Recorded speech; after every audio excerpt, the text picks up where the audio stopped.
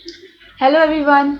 आज हम अपना चैप्टर 3 मैट्रिसेस शुरू करने वाले हैं, जो बहुत ही एक इंटरेस्टिंग चैप्टर रहने वाला है और काफ़ी इजी है और स्कोरिंग है, जैसे कि हमने बात की थी। अब आप मुझे बताइए एक्चुअली मैट्रिसेस होती क्या है। ऑब्वियसली आप नहीं बता पाओगे क्योंकि मैट्रिसेस आपके कोर्स में फर्स्ट टाइम आई है। मैट्रिसेस का हमें एप्लीकेशन जानना बहुत ज़रूरी है, क्योंकि होता क्या है कि चैप्टर ख़त्म हो जाता है और बच्चों को पता ही नहीं होता कि इसका हमारे रियल लाइफ में एप्लीकेशन क्या है। सो पहले हम यहीं से स्टार्ट करते हैं। फॉर एग्जाम्पल मैं एक स्टेटमेंट लिखती हूँ, Radha has 15 notebooks and 3 pens या 6 पेन्स। अब ये स्टेटमेंट लिखने में मुझे कुछ खास डिफिकल्टी नहीं हुई, मैंने आराम से लिख दिया Radha has 15 notebooks and 6 pens. अब मुझे उसकी एक और फ्रेंड है सिमरन, उसकी इंफॉर्मेशन भी लिखनी है, तो मैं कैसे लिखूंगी? Simran has 13 notebooks and 5 pens, for example.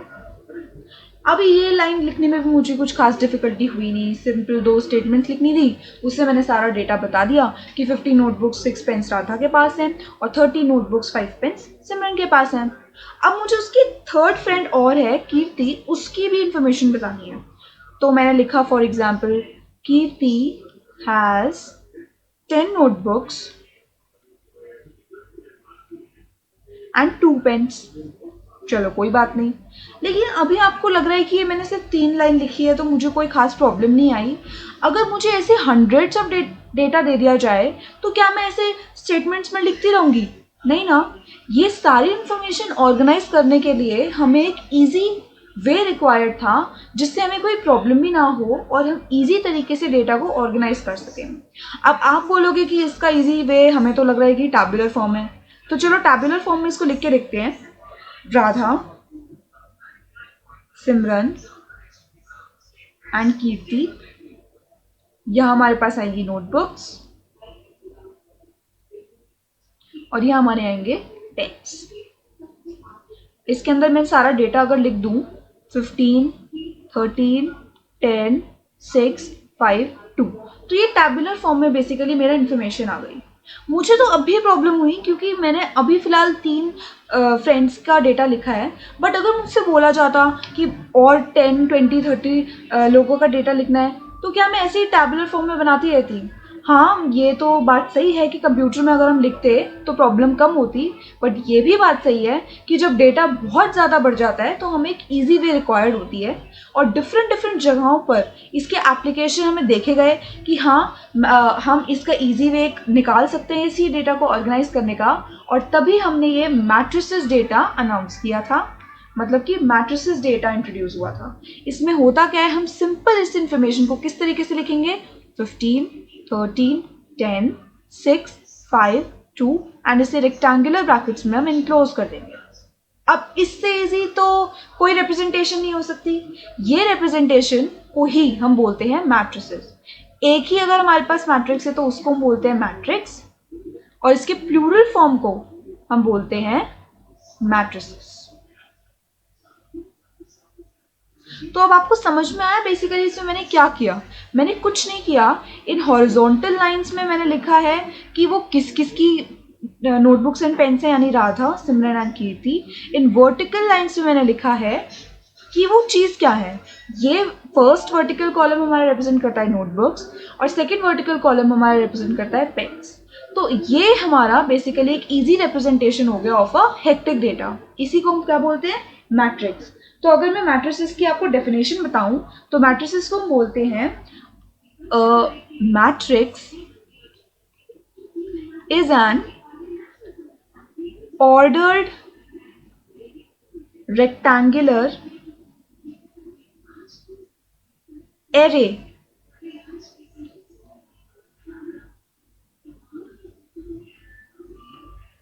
To ease calculation. अब ये एरे किस किस चीज का होता है?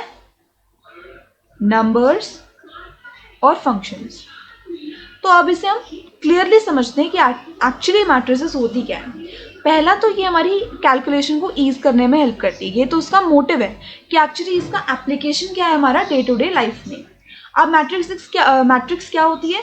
अ मैट्रिक्स, यानी सिंगुलर फॉर्म में मैंने मैट्रिक्स लिखा है, a matrix is an ordered rectangular array of numbers और फंक्शंस। यहाँ मैंने नंबर्स को रेक्टेंगुलर एरे में ही तो ऑर्गेनाइज किया है। एरे मतलब बेसिकली एक ऑर्गेनाइज्ड वे, जिस तरीके से मैंने लिख रखा है, और इसे रेक्टेंगुलर मैंने ब्रैकेट्स में एनक्लोज कर दिया। क्या इससे कोई सिंपल ऑर्गेनाइजेशन मुझे मिलती? नहीं। इसीलिए मैट्रिसेस बहुत जगह पर आज यूज होती हैं, डिफरेंट एरियाज में यूज होती है, चाहे वो फिजिक्स हो, मैथ्स हो, कंप्यूटर साइंस हो, या कुछ भी हो। वैसे तो मैट्रिसेस एक mode of representation of data ही है, but basically matrices an algebra. हम मैट्रिसेस के साथ सब कुछ करने वाले हैं, addition, subtraction, multiplication, everything. So basically हम एक एग्जांपल से शुरू करते हैं जिससे हम उसके सारे कंपोनेंट समझेंगे। फॉर एग्जांपल मैंने सिंपली लिखा 1 2 3 4 5 6 7 8 9 10 11 12 और इसे मैंने एनक्लोज कर दिया। Basically it is a type of rectangle. यहाँ पे 3 ब्रेथ हो गई हमारी और 4 क्या हो गई? लेंथ हो गई। मतलब समझने के लिए ये एक रेक्टेंगुलर की तरह ही हमें दिखाई पड़ रहा है। इसे हम किसी भी कैपिटल लेटर से डिनोट करते हैं। एक मैट्रिक्स को, जैसे हम सेट्स को रिप्रेजेंट करते थे किसी भी एक कैपिटल लेटर से, हम मैट्रिक्स को भी एक कैपिटल लेटर से डिनोट करते हैं। इसके अलावा अब हम इस मैट्रिक्स को ध्यान से देखते हैं। ये जो हॉरिजॉन्टल लाइंस हैं इन्हें हम बोलते हैं रोज। सबको पता है इन हॉरिजॉन्टल लाइंस को हम क्या बोलेंगे? रोज। ये जो वर्टिकल लाइंस हैं इन्हें हम क्या बोलेंगे? कॉलम्स। वर्टिकल लाइंस को हम बोलते हैं कॉलम्स। हमारे इस मैट्रिक्स में टोटल रोज कितनी है? इसमें हमारी रो है 1 2 एंड 3। टोटल हमारी रोज कितनी हो गई? इसमें 3। कितने कॉलम्स हैं इन टोटल हमारे इस मैट्रिक्स में? सो इसमें 1 2 3 4 कॉलम्स हैं। तो बेसिकली अगर हम एक मैट्रिक्स का ऑर्डर डिफाइन करें, तो मैंने क्या टर्म यूज करी यहाँ पे? Order of a matrix. अगर मैं इसका ऑर्डर डिफाइन करूँ तो कैसे करूँगी? सबसे पहले बाय स्टैंडर्ड हम लिखेंगे रो। रो क्या होती है? रो कितनी है? 3। उसके बाद हम क्या लिखेंगे? Number of columns, that is 4, और इसी को हम बोलेंगे order of the matrix. Basically ये 3 इंटू 4 क्या रिप्रेजेंट कर रहा है? आप समझ पा रहे हैं यहाँ पे कि 3 इंटू 4 एक्चुअली क्या हो सकता है? 3 इंटू 4 इज इक्वल टू कितना आएगा? 12।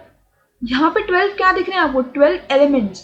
1 2 3 4 5 6 7 8 9 10 11 12। टोटल 12 एलिमेंट्स हैं हमारे इस मैट्रिक्स में। तो basically order of a matrix represent the number of elements in the matrix. अगर मैं बोलती हूँ कि इस मैट्रिक्स में जो नंबर ऑफ रोज हैं दैट इज इक्वल टू 3, और जो नंबर ऑफ कॉलम्स हैं दैट इज इक्वल टू 4, तो टोटल नंबर ऑफ एलिमेंट्स कितने होंगे? टोटल नंबर ऑफ एलिमेंट्स होंगे 3 into 4 is equal to 12। Simply 3 into 4 is equal to 12। Matrix को जिस रेक्टेंगुलर ब्रैकेट में हम एनक्लोज करते हैं उसके राइट मोस्ट बॉटम कॉर्नर पे हम यहाँ पे ऑर्डर को लिखना पड़ता है। डायरेक्ट हम 12 नहीं लिखेंगे, यहाँ पे लिखेंगे 3 क्रॉस 4, जो रिप्रेजेंट करेगा order of the matrix. For example मैंने एक मैट्रिक्स ली है 1 2 3 4। एक और लेते हैं। अब आप बताइए इसकी रोज कितनी है? 1 2। इसके कॉलम्स कितने हैं? 1 2 3। इसका ऑर्डर कितना होगा? इस मैट्रिक्स का ऑर्डर अगर मैं पूछूंगी तो क्या बोलोगे? 2 क्रॉस 3, जिसे हम बोलते हैं बेसिकली 2/3। ये हम बोलते हैं कि ये मैट्रिक्स के कितने ऑर्डर की है? 2/3 ऑर्डर की है। तो बेसिकली ये हम अगर यहाँ नहीं लिखेंगे तो उसके मार्क्स कटते हैं। इसे लिखना बहुत ही ज़्यादा इंपॉर्टेंट है कॉर्नर पे। अगर मैं general representation of a matrix की बात करती हूँ, general representation of a matrix, तो हम कैसे करेंगे? General representation of a matrix, सबसे पहले हम एक रेक्टेंगुलर ब्रैकेट बनाएंगे। पहली टर्म को मैं क्या लिख सकती हूँ? A1 1। ऐसा मैंने क्यों लिखा है? क्योंकि पहला हमारा डिनोट करेगा रो। जैसे कि मैंने बताया कि बाय स्टैंडर्ड जो हम पहला नंबर लिखेंगे उसको हम बोलेंगे रो, और बाय स्टैंडर्ड जो हमारा सेकंड हम नंबर लिखेंगे उसको हम बोलेंगे कॉलम। तो बेसिकली ये बिल्कुल साफ आपको दिख रहा है कि पहली रो और पहले कॉलम में है, इसीलिए मैंने उसको लिखा है A11। अब बताइए इस मैट्रिक्स की सेकंड टर्म को मैं क्या लिखूंगी? सेकंड टर्म को मैं ऑफकोर्स लिखूंगी A1 2। क्यों? क्योंकि इसमें पहली हम फर्स्ट रो में हैं फिलहाल और सेकेंड कॉलम में हैं। अगर मैं इसके थर्ड एलिमेंट की बात करती हूँ तो कितना होगा? A1 3, क्योंकि ये फर्स्ट रो में है और थर्ड कॉलम में है। सिमिलरली अब मैं सेकेंड रो में आ गई हूँ तो पहला नंबर में क्या लिखूंगी? 2। कॉलम कौन सा होगा? 1। तो अब आप पैटर्न कैच कर पा रहे होगे कि मैं मैट्रिक्स एग्जैक्टली किस तरीके से लिख रही हूँ। Third row second column, third row third column, ये मेरी मैट्रिक्स बन गई। अब इसका ऑर्डर कितना है? ऑर्डर ऑफ दिस मैट्रिक्स है 3 इसमें रोज हैं और 3 इसमें कॉलम्स हैं, तो 3 क्रॉस 3 की मेरी क्या हो गई? मैट्रिक्स। मैट्रिक्स का ऑर्डर हम बेसिकली कहाँ लिखते हैं? यहाँ बताया था मैंने, ये लिखना मस्ट है, ऑर्डर लिखना इस कॉर्नर में बिल्कुल मस्ट है। नाउ अब इसको और जनरलाइज करते हैं। ये हमने एलिमेंट्स को जनरल फॉर्म में लिखा था, अब इसे और जनरलाइज करते हैं। अगर मैं इसे थोड़ा और जनरलाइज करूं तो मैं इसे कैसे लिखूंगी? A11, A12, A13 till it will go on A1J till A1N। ये मेरी हो गई पहली रो। अब मैं दूसरी रो लिखती हूँ, A21, A22, A23 and so on till A2J till A2N। यहाँ पे देखो, यहाँ पे मैंने फर्स्ट टर्म यहाँ पे 2 ही रखी है, एंड तक मैंने 2 रखी है। अगर यहाँ पे मैं बात करती हूँ तो फर्स्ट टर्म क्या रहेगी? हमारी 3 ही रहेगी। यहाँ पे ये चेंज होता रहेगा क्योंकि नंबर ऑफ कॉलम चेंज हो रहे हैं, लेकिन रो तो हम सेम ही रख रहे हैं, A33 and so on till A3J A3N। Similarly जैसे ये यहाँ A1N तक जाती जा रही है, नीचे भी तो ये ऐसे ही जाती जाएगी, तो नीचे ये जब जाएगी तो ये बनेगा A3M सॉरी मैंने गलत लिख दिया है यहाँ पर। यहाँ पे अगर हम पैटर्न कैच करें तो क्या हो रहा है? 1 2 3 M तक जाएगा एंड 1 1 1 ये M1 ही रहेगा। सिमिलरली यहाँ पे मैं देखूँ तो 1 2 3 लेकिन ये 2 ही रहेगा, तो M2। ये सब पैटर्न है, एकदम क्लियर है। 1 2 3 और ये कहाँ तक जाएगा? M तक। 3 3 3 ये 3 ही रहेगा। AMJ till AMN। अब इस मैट्रिक्स को मैंने लिखा है, इसमें मैं क्या जनरलाइजेशन दे सकती हूँ? कुछ बिल्कुल दे सकती हूँ। यहाँ पे MN क्या है? IJ क्या है? बेसिकली यहाँ पे अगर मैं इसे और जनरल फॉर्म में लिखना चाहूँ, इस मैट्रिक्स को मैं रिप्रेजेंट करती हूँ A से, तो मैं A को क्या लिखूंगी? AIJ। इसे मैंने ऐसा क्यों लिखा है? क्योंकि I would represent the number of row and J would represent the number of column। यहाँ पे अगर मैं I और J 1 भरूं तो क्या आएगा? A11। इसका मतलब क्या है कि ये फर्स्ट रो में फर्स्ट कॉलम में है।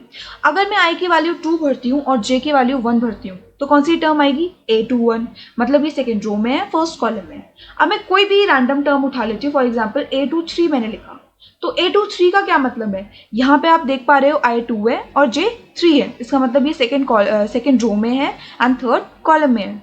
सो बेसिकली IJ क्या रिप्रेजेंट कर रहा है? Number of row and number of column. यहाँ पे मैंने एक बहुत इंपॉर्टेंट चीज नहीं लिखी और वो क्या है? Yes, it is the order of matrix. Order of matrix is very important to write. यहाँ पे हमें ऑर्डर लिखना होता है, लेकिन अब जब मैंने यहाँ लिखा ही नहीं है कि M और N क्या है, तो मैं इसको ऑर्डर क्या लिखूंगी? ऑब्वियसली इसकी नंबर ऑफ रोज कहाँ तक जा रही है? नंबर ऑफ रोज ये होती है, नंबर ऑफ रोज कहाँ तक जा रही है? N तक, सॉरी M तक। कितनी रोज है यहाँ पे टोटल? 1 2 3, कहाँ तक है? M रोज है टोटल। टोटल कॉलम्स कितने हैं? 1 2 3 4 टिल N, तो M क्रॉस N। कोई डिफिकल्टी नहीं हुई क्योंकि M का मतलब था रो, N का मतलब था कॉलम, और यहाँ हम बिल्कुल क्लियरली देख पा रहे हैं कि कितनी रोज और कितनी यहाँ पे कॉलम्स हैं। यहाँ पर भी अगर मैं लिखना चाहूँ तो ऑर्डर कितना लिखूंगी? M cross N। Mathematical representation में अगर मैं I और J को रिप्रेजेंट करना चाहती हूँ तो A बेसिकली कहाँ लाई कर रहा है? ये जा रहा है 1 से कहाँ तक? M तक। J कहाँ तक जा रहा है? 1 से N तक। ये हमारा हो गया mathematical representation of a matrix. I 1 से M तक हमारा जा रहा है, 1 2 3 टिल M, ये नंबर ऑफ रोज है ना, और N और J नंबर ऑफ कॉलम्स थे, तो 1 2 3 टिल N, J की वैल्यू हमारी 1 से N तक जाएगी। तो basically this was the general representation of a matrix इससे हम एक्चुअली क्लियरली देख पा रहे हैं कि एक्चुअली हम मैट्रिक्स को रिप्रेजेंट कैसे करते हैं। हमने पढ़ा हम इन्हें एलिमेंट्स को कैसे लिख सकते हैं और ऑर्डर किस तरीके से डिटरमाइन कर सकते हैं। इसी भी वजह से हम कुछ एग्जांपल्स डील करने वाले हैं, वो general representation, number of elements और इस सब पे ही हम देखेंगे। नंबर ऑफ एलिमेंट्स इसमें कितने थे?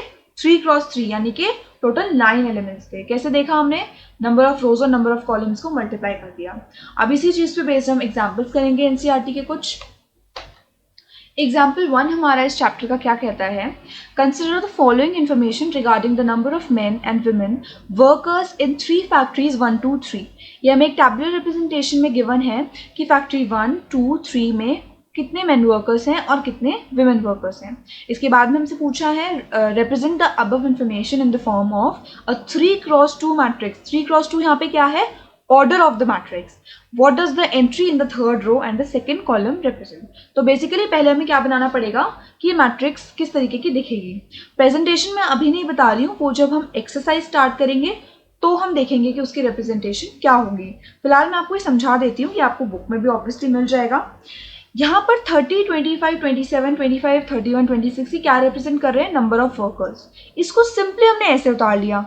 हमने पहले भी देखा था कि बेसिकली ये टैबुलर रिप्रेजेंटेशन को ही इजी तरीके से लिखना है। किसमें एनक्लोज कर दिया? रेक्टेंगुलर ब्रैकेट्स में।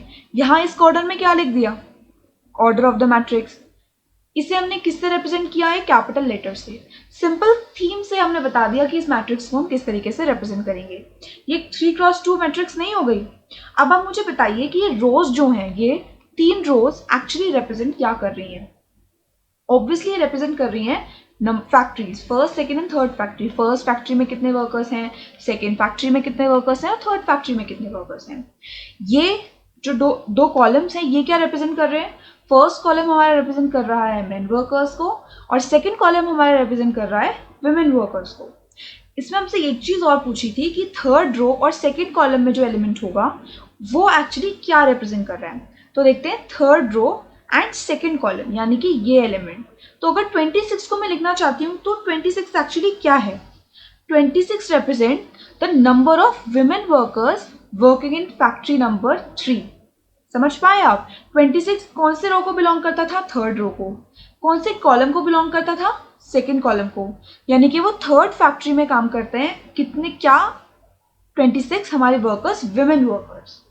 तो हम इसे इजीली इंटरप्रेट कर पाए कि बेसिकली ये मैट्रिक्स क्या हमें बता रही है। हमें कोई डिफिकल्टी आज सच नहीं हुई। अब हम देखते हैं सेकेंड एग्जाम्पल। इसमें हमसे बोला है, if a matrix has 8 elements what are the possible orders it have. अब आप मुझे बताइए कि हम मैट्रिक्स का नंबर ऑफ एलिमेंट्स कैसे निकालते थे? जब हमें पता होता था कि इसका जो ऑर्डर है वो है हमारा m×n, तो हमें पता होता था कि इसमें जो नंबर ऑफ एलिमेंट्स होगा वो होगा mn, राइट। यहाँ पे हमें number of elements already given है कि वो 8 है और हमें बताना है कि ऑर्डर्स कितने होंगे, कितने तरीके की मैट्रिक्स जिनमें 8 एलिमेंट्स हो वो बन सकते हैं। तो 8 को हम कितने तरीके से डिवाइड कर सकते हैं, अगर हम ये पता लगा लें तो क्या हम मैट्रिक्स नहीं बना सकते? डिफरेंट डिफरेंट मैट्रिक्स कैसे बन सकती है? मतलब 1, 2, यहाँ पे जो हमारी रोज हो वो 2 हो और जो कॉलम हो वो 4 हो, तो भी क्या हमारे इसमें 8 एलिमेंट्स नहीं आ गए? 1, 2, 3, 4, 5, 6, 7, 8 तब भी आ गए। अगर मैं इसे थोड़ा सा वर्टिकली बना दूं और यहाँ पे इसके 2 कॉलम्स रखूं, लेकिन जो मैं रोज हैं उन्हें 4 रखूं, तो क्या मेरे पास 8 एलिमेंट्स नहीं आ जाएंगे? तो 8 एलिमेंट्स लाने के लिए तो मैं टोटली बहुत सारी बना सकती हूँ, या फिर मैं एक मैट्रिक्स ऐसे भी बना सकती हूँ कि इसमें सिर्फ एक ही कॉलम रखूँ लेकिन 8 रोज रख दूँ, 4, 5, 6, 7, 8 इस तरीके से मैं रखूँ। तो अब मैं इसे बना बना के तो नहीं देखूंगी ना कि कितनी डिफरेंट पॉसिबल ऑर्डर्स हमारे एक मैट्रिक्स के हो सकते हैं। इसके लिए हम क्या करेंगे कि 8 के पॉसिबल ऑर्डर्स निकाल लेंगे, पॉसिबल फैक्टराइजेशन देख लेंगे कि किस तरीके से हम एक मैट्रिक्स बना सकते हैं। तो 8 को हम किस किस तरीके से लिख सकते हैं? 1 into 8, 8 into 1, 2 into 4, 4 into 2। Basically यहाँ पे हमने कुछ नहीं किया है, क्या किया है? इन्हें फैक्टराइज किया है। तो ऑर्डर्ड पेयर्स हमारे आ जाएंगे 1, 8, 8, 1, 2, 4 एंड 4, 2। टोटल मैट्रिक्स कितनी हो गई? 1, 2, 3, 4। तो basically there will be in all 4 matrix जिसके जो नंबर ऑफ एलिमेंट्स है वो 8 होंगे। 3 तो हमने बना ली थी, एक और किस तरीके से बनेगी? इसका ऑर्डर क्या था आप बताइए मुझे। 2 रोज थी, 4 कॉलम्स थे, 2 क्रॉस 4 जो कि हमने यहाँ पे बताया है। इसका ऑर्डर क्या था, 4 क्रॉस 2 जो कि हमने यहाँ बताया है।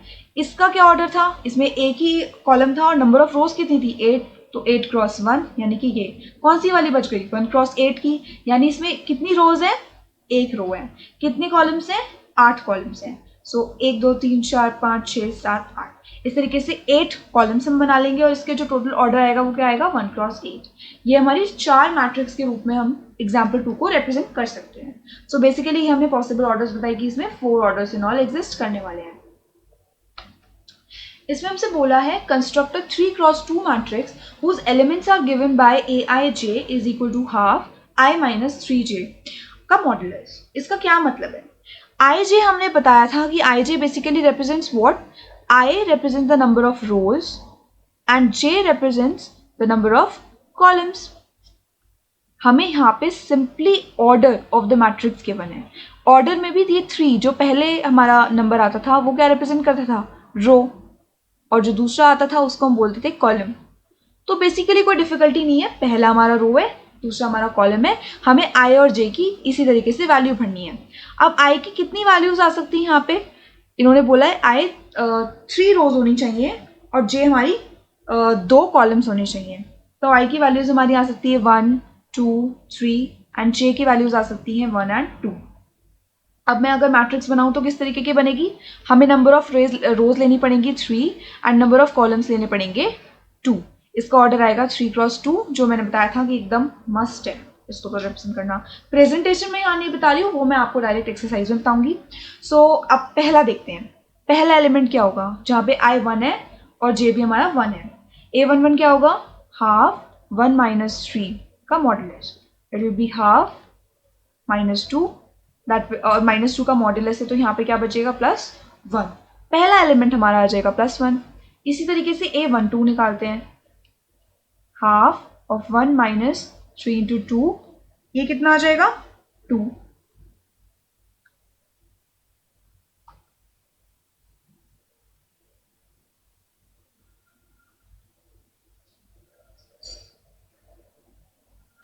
ये कितना आ जाएगा 5/2। इसके बाद आएगा a13, ये कितना आएगा half 1 minus 3 into 2 that will be. अच्छा, अब आपने मुझे रोका ही नहीं कि मैं a13 क्यों निकाल रही हूँ। यहाँ पे 1 is the number of row and 3 is the number of column.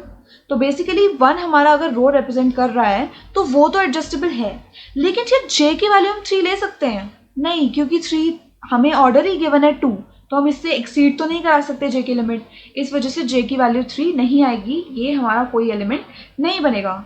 इसके अलावा हम अब बनाएंगे a21 which will be half 2 minus 3 that will be equal to half। इसके अलावा आएगा a22 half 2 minus 3 2 and will be 2। ये तो आप सॉल्व कर ही सकते हैं ना, 2 minus 6 is equal to -4, उसका मॉड हमने लिया 4/2 is equal to 2।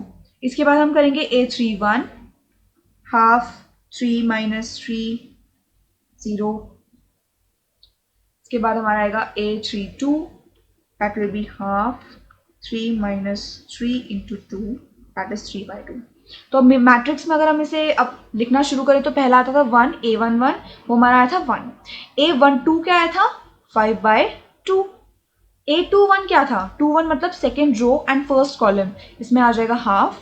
उसके बाद हम देखेंगे second row and second column, तो a22 यानी कि 2। a32 3/2 and a3 I am sorry, ये हमारा यहाँ पे आएगा a31 that is 0 and a32 आएगा हमारा 3/2। तो बेसिकली आप समझ पा रहे होंगे कि मैंने कैसे किया है, नंबर ऑफ एलिमेंट्स किस तरीके से निकाले हैं, ऑर्डर किस तरीके से निकाला है। जब हम एक्सरसाइज 1.1 करेंगे तो ये और आपको बिल्कुल क्रिस्टल क्लियर हो जाएगा, उसमें हम प्रेजेंटेशन को भी कंसिडर करने वाले हैं। So thank you.